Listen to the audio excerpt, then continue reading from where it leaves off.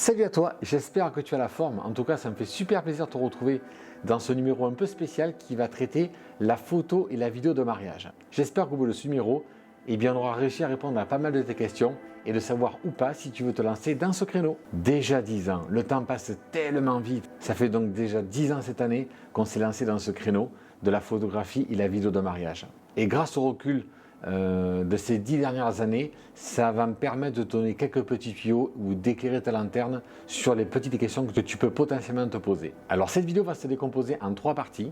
La première, les avantages, la deuxième, les inconvénients, ça va de soi, et la dernière phase qui va aborder, qui va te donner des astuces.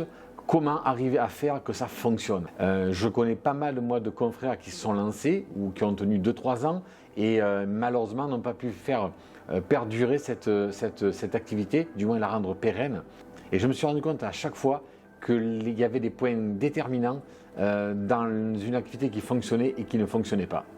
Et c'est pour ça qu'aujourd'hui je vais t'en faire part et qui j'espère vont surtout beaucoup t'aider. Allez, c'est parti pour les avantages. Alors c'est parti pour les premiers gros avantages.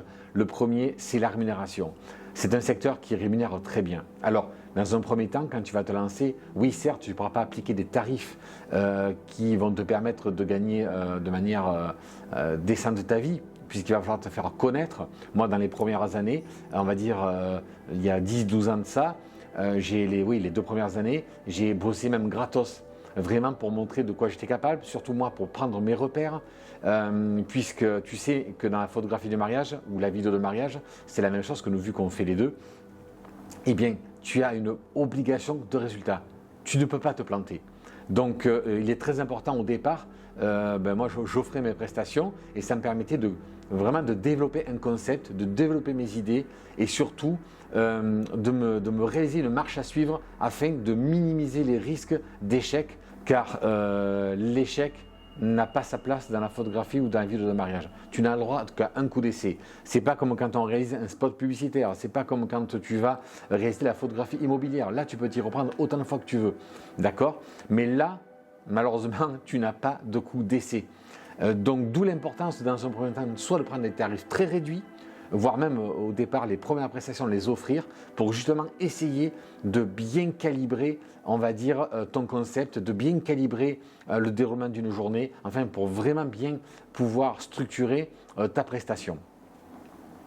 Alors même si tu l'offres, ça ne veut pas dire pour autant que tu as le droit de te rater aussi. Parce que la personne à qui tu vas l'offrir, malgré tout, lui, ça va être son jour J. Donc il ne faut pas se rater.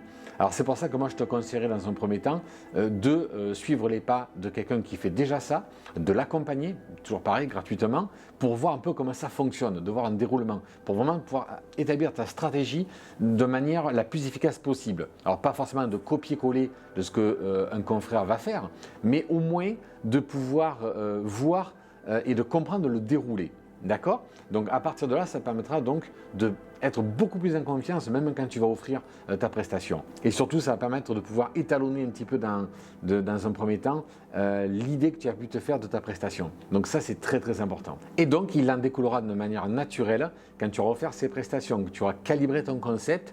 Mais au bout du compte, effectivement, là, tu vas te rendre compte, putain, mais ça commence à rentrer là. Là, l'argent commence à rentrer, la réputation va suivre. Qui dit réputation qui suit, les tarifs vont encore grimper pour arriver à un moment donné jusqu'à une vitesse de croisière. Mais crois-moi, dans ce secteur-là, il n'est pas commun que dans la photographie de mariage, des prestations entre 1500 et 2500 euros qu'en photo, voire même bien plus pour certains, qui peuvent développer des concepts vraiment très très pointus. Donc on va dire qu'effectivement, entre 1500 et 3500 euros, c'est pas du tout déconnant de vendre une prestation de mariage. Je te laisse faire ton calcul, entre 25 et 26 prestations par an, dans ces tarifs-là, tu vois, ça peut rapidement chiffrer. Alors nous, c'est vrai qu'on le fait chiffrer même bien plus parce que en réalité, on a aussi une prestation vidéo dans nos photos. Donc on fait la photo et la vidéo et donc on est deux Alors deux qui faisons photo et vidéo et l'autre fait également photo et vidéo. Donc ça permet de beaucoup multiplier les angles et les prises de vue, aussi bien en photo et vidéo. Donc forcément, tu as bien compris qu'on ne va pas se trouver dans les 1500 €, mais quand même un tarif plus confortable que ça, bien sûr. Mais c'est justifié parce qu'il y a la masse de travail derrière, parce qu'effectivement, ça on en parlera plus loin, mais ça fait partie des petits inconvénients qu'on va pouvoir retrouver, mais c'est le travail qui va se dégager en post-traitement. Ensuite, le deuxième avantage que ce métier va t'offrir, hormis le côté financier, c'est de pouvoir vivre de ta passion. Si la photographie fait partie de ton dada et la vidéo aussi, crois-moi, là tu vas être servi puisque tu vas pouvoir vraiment vivre de ta passion. Alors, même si la photographie de mariage, certains peuvent la connoter un petit peu péjorativement, crois-moi, elle a un énorme avantage, c'est l'apprentissage. Et surtout, elle va te permettre de voir tellement d'aspects de la photographie que lorsque tu vas faire des shootings ou des prises vidéo qui sont hors mariage, mais ça va te sembler tellement plus simple, vraiment. Puisque je dirais le fait que tu vas pouvoir traiter de la photographie d'intérieur, d'extérieur, dans toutes les conditions météo. Également, ça va te former dans le contact, dans la relation client. Donc cette partie-là aussi, tu vas être obligé de la développer de manière efficace. Donc tu vas te rendre compte que, mine de rien, la photographie de mariage est extrêmement exigeante. Et pour te dire le niveau d'exigence, en 10 ans, j'ai perdu de nombreux confrères dans ce secteur. Alors, la plupart vont te dire oui, mais tu comprends, moi je décide d'évoluer dans autre chose. Non. C'est qu'en réalité, la plupart du temps, ça demande une exigence tellement importante qu'il y en a certains qui ne supportent plus cette forme de pression-là. D'ailleurs, on en parlera aussi dans les inconvénients sur cet aspect-là, puisque effectivement la vidéo de mariage, au-delà de l'obligation de résultat, c'est énormément de pression jour J et également en post-traitement. Mais on y reviendra sur les côtés, on va dire, négatifs. Il ne faut pas pousser du revers de la main ce détail-là d'exigence et d'obligation de résultat. Mais en attendant, le conseil là, tu peux vivre en tout cas de ta passion. Le troisième point positif, c'est la reconnaissance. C'est un métier où la reconnaissance, lorsque tu y prends bien, que tu vas vraiment donner un résultat impeccable aussi bien en photo qu'en vidéo, eh bien les mariés vont te couvrir d'amour, si je puis dire, puisque vont également beaucoup parler de toi, vont vraiment avoir un lien même très particulier avec toi, parce que tu auras réussi à immortaliser, je dirais, ce moment clé de leur vie. Tu sais, la photographie de mariage, contrairement à certains, moi je la prends même. Certes, il y a un côté artistique, mais également un côté archive. C'est-à-dire que les mariés auront des enfants, ou même dans 15, 20, 30 ans, ça va faire partie d'une histoire de leur vie. Leurs enfants vont pouvoir découvrir ce que leurs parents ont vécu, comment ils l'ont vécu. Et même le jour que les mariés ne seront plus là, ça va servir d'archive pour les générations futures. Donc il y a un côté très important où, je dirais, de réaliser un film ou un album de mariage, mais ça va pouvoir passer les années et les siècles. En espérant que bien sûr les archives ne se perdent pas et ne se détruisent pas, bien sûr. Mais au-delà de ça, voilà, tu vas permettre de contribuer à leur histoire de famille. Et ça, c'est un poids, je trouve, très important. Et les mariés, lorsqu'ils franchissent notre porte, en tout cas, on essaie de leur exposer notre vision et on a cet avantage-là de travailler qu'avec des gens qui ont la même vision que nous. Si c'est pour faire 3-4 photos artistiques ou des photos instagrammables ou 3 clips, on va dire, ultra rapides de 10 minutes, histoire que ça soit un petit peu joli et d'en jeter plein la vue à l'entourage, ça ne nous intéresse pas. Alors, il y a un public, il y a des photographes, je ne jette pas la pierre, il y a des photographes, il y a des vidéastes qui font ça très bien, voilà, et qui ont trouvé leur créneau, leur patte dans ce secteur-là du short, mais nous, on ne sait pas faire. Donc, les films de mariage qu'on réalise, c'est 1h30 en moyenne. Et crois-moi, c'est loin d'être ennuyeux. On est capable de faire un vrai reportage de mariage un vrai reportage de mariage qui est capable de captiver son auditoire. Et crois-moi, même en 1h30, il y en a certains qui me disent il y avait déjà vraiment 1h30. Les gens se posent même la question s'il n'y avait pas moyen pour dire que tu peux le rendre réellement captivant. Et puis, c'est leur vie que tu vas mettre en image. Donc, la plupart du temps, ils sont vraiment gourmands d'images et de moments. Donc, alors, je ne dis pas qu'il y a un bon ou mauvais concept, mais en tout cas, le nôtre, c'est celui-ci, c'est du long métrage. Et donc, un album photo, pareil, puisque nous, on continue à fournir un album avec nos prestations. Il est hors de question de dire à nos clients, tenez une clé USB et au revoir. Donc, on continue à avoir un album qu'une trace physique qui perdure au-delà d'une clé USB.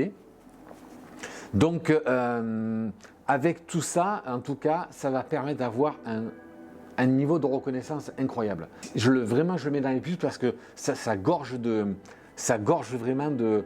Ouais, ça te gorge, ça te motive, ça fait... Tu sais pourquoi tu bosses, quoi. Voilà. Et ça, crois-moi, ça n'a pas de prix non plus. Il y a un dernier avantage qui n'est pas le moindre, c'est le temps. Certes, ça va être très chronophage pendant un certain temps, mais par contre, lorsque ta saison est terminée, tu as 6-7 mois de vacances.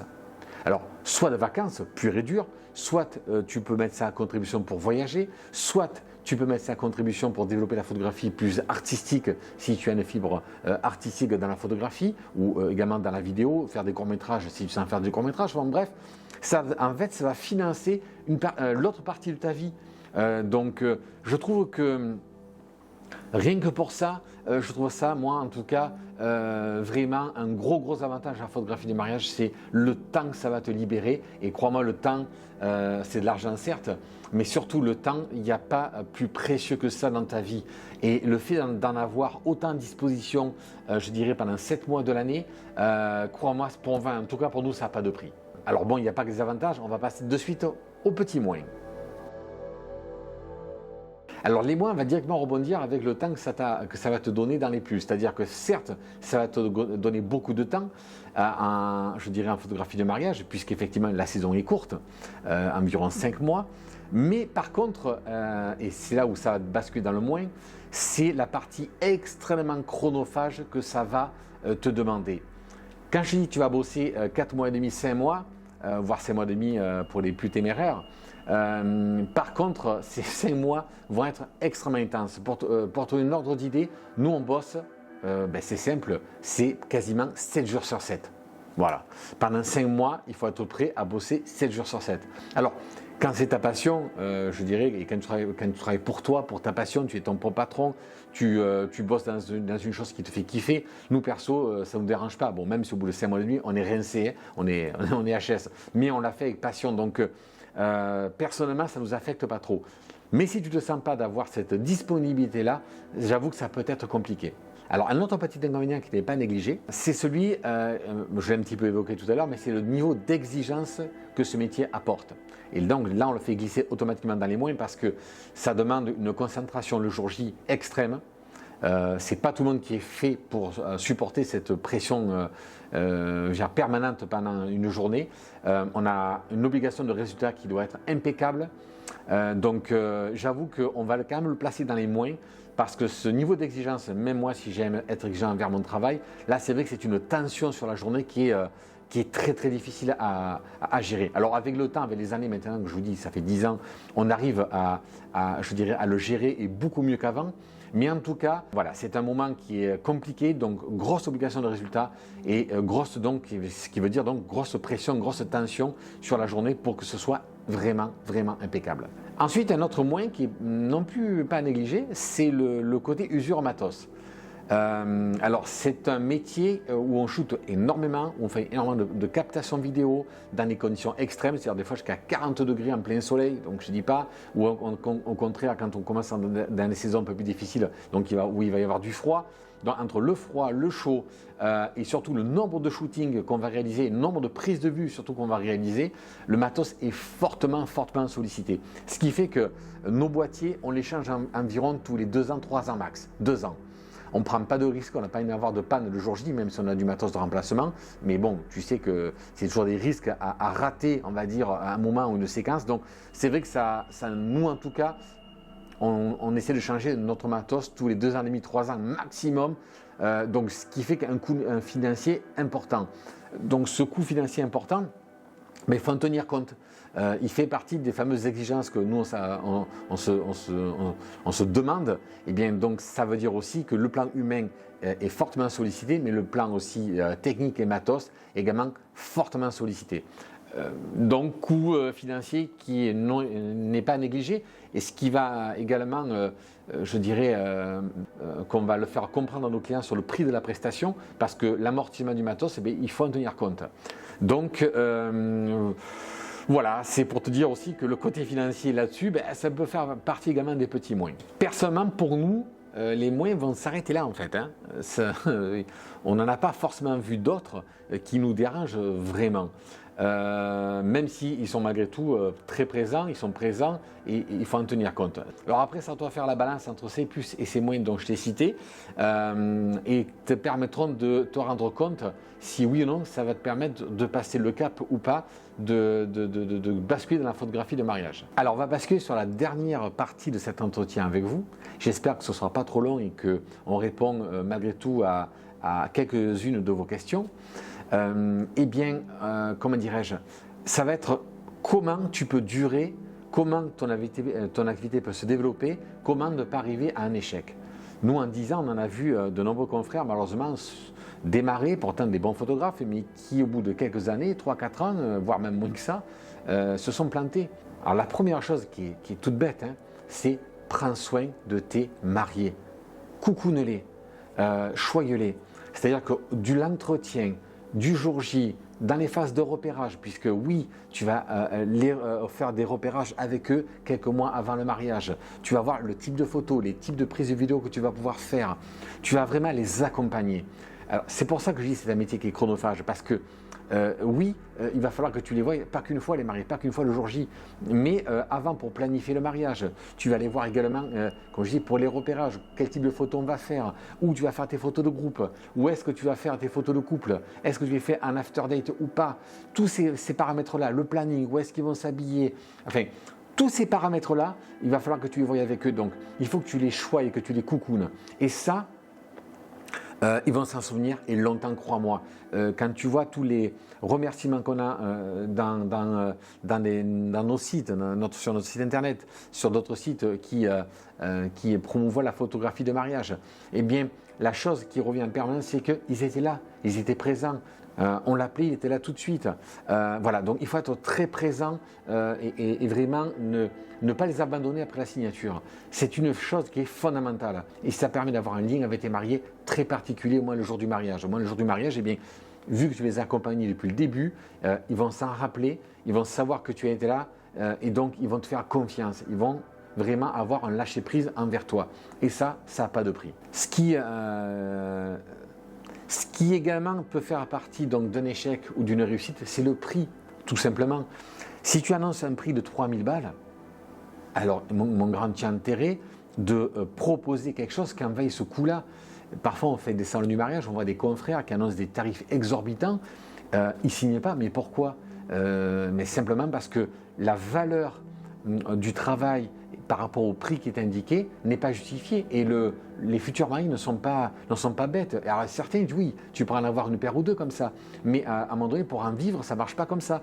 Il faut que le prix soit cohérent. Donc essaye de construire ton prix par rapport à ta prestation. Il faut que lorsque tu vas annoncer ton prix, tu en sois fier. Oui, je te prends 2500 €, mais parce que je fais ça, ça, ça, ça. Je vais te donner ça, ça, ça et ça.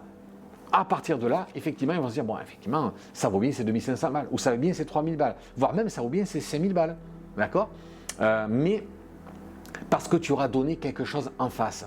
Ne donne pas du vent, ne vends pas du rêve.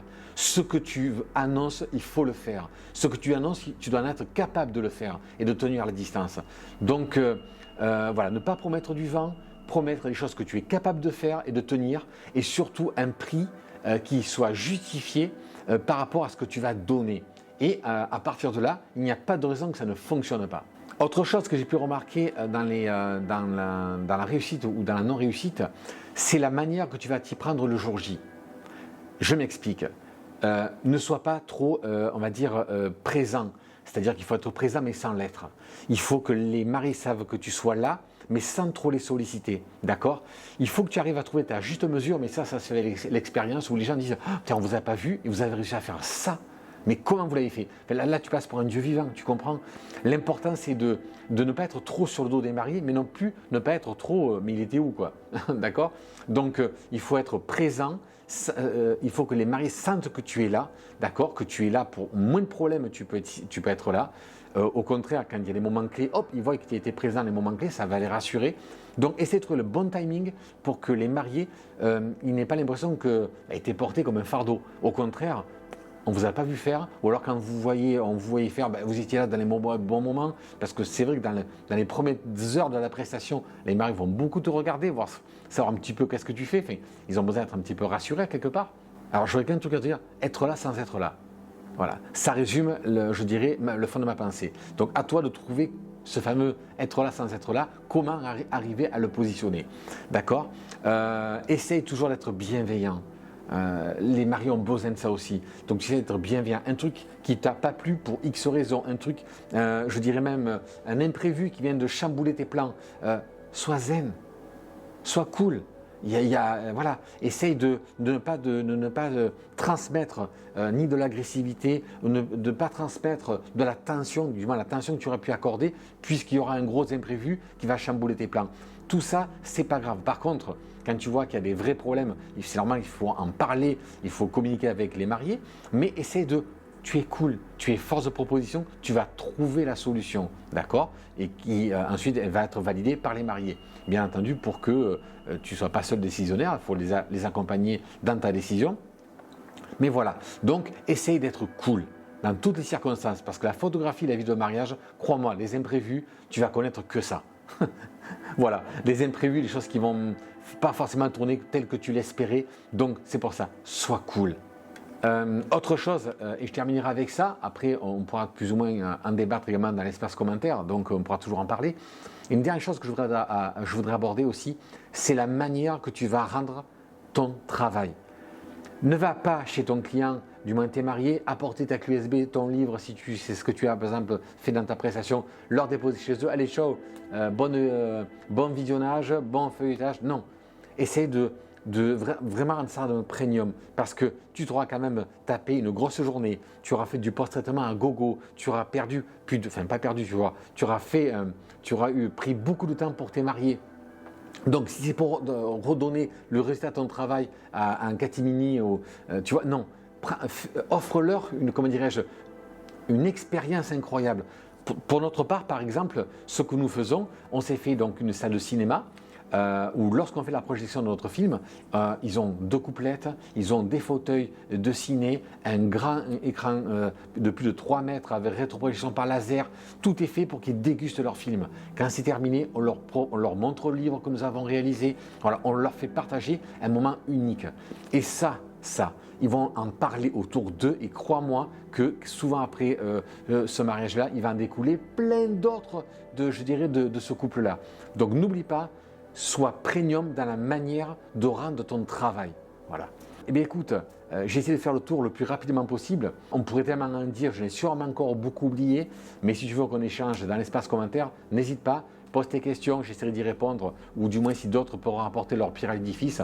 Nous, on est là pour partager, on est là pour essayer de faire évoluer les autres autour de nous, et nous aussi évoluer par rapport aux autres, et c'est une communauté. Donc, eh bien écoute, j'espère que ça t'aura passionné, comme nous ça nous passionne, et j'espère que tu vas réussir si tu te lances dedans, et en tout cas n'hésitez pas de revenir vers nous, et on essaiera de partager avec vous avec grand plaisir. Je te dis donc à bientôt, salut!